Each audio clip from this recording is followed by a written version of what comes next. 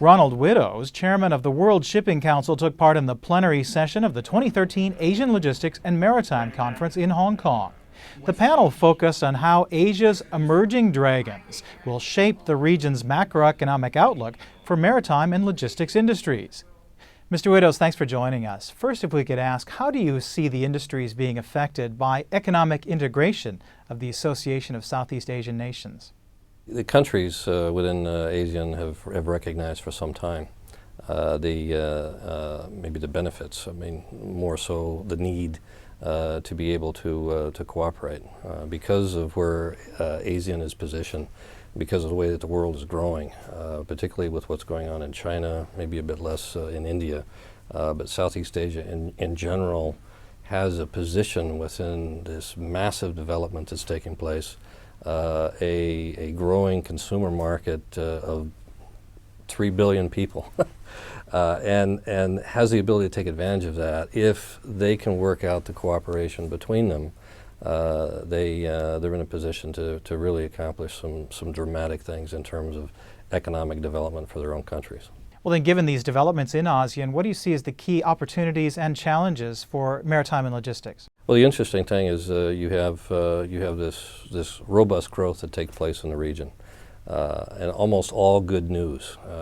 Growth, development of infrastructure, a critical need for the development of more sophisticated supply chain capabilities.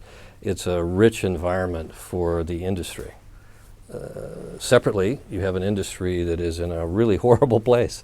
So you've got a shipping industry that is in the worst downturn ever. I mean, in my 40 years in the industry. And the dynamics that caused that development really don't have a lot to do with economic growth and all of the things that are taking place within the broad Asia, India subcon, Middle East region.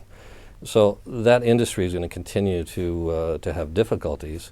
So there's this dilemma for an industry that it is not doing well, hasn't done for now roughly 8 years, and opportunities to take advantage, but there's a huge investment requirement. So the investment need from companies that aren't doing so well, a requirement for assets that are much more efficient, but too many assets exist today. You have this structural supply-demand problem. What role do you see for services such as those offered here in Hong Kong in the global and regional supply chains? More sophisticated supply chain capabilities, development of infrastructure, landside, last-mile infrastructure in many countries that have maybe done okay in developing port or airport infrastructure, but road, rail has got a long way to go. With those developments will come speed, and in this environment where that's a challenge, I think there's quite some opportunity for logistics, supply chain service providers because the times are quite critical. Well, how critical is Hong Kong's role in things such as trade finance, for example? In a world where financing has become hard to come by for many people, that's been very important. It's one of the things that Hong Kong, the financial services capabilities in Hong Kong has done very well. So trade finance to continue to keep the flow of goods moving, and particularly in markets that are growing, has been quite important. And I think that's one of the things that Hong Kong has put a lot of attention on over the last few decades and has done very well. Well, what's a key message that you hope that people who attended the Asian Logistics and Maritime Conference take away from the gathering? I think that there's such an enormous opportunity. I think a couple of the speakers hit on that.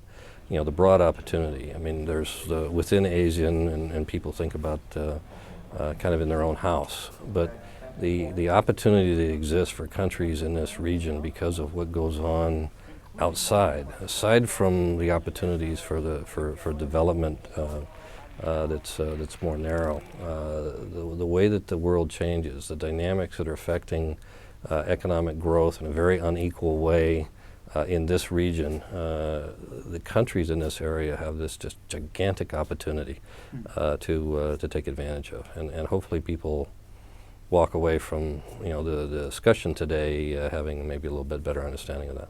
And finally, why do you think it's important for you and other industry players to take part in a conference like this? I have customers here. So it's an opportunity to engage. People now they're in this place of thinking about what comes next, how big the ship, how the alliance relationships develop. Will the process of procuring assets will that change? I believe it will. And so while this thought process is going on, it provides me with an opportunity to engage and maybe help that process along. I've got a parochial interest because that's our business, but it's an evolving thought process in an industry that's still in a bad place, but is going to be making really enormous investments in the relatively near future, and that's pretty interesting. And there's an opportunity to engage with people here to do that.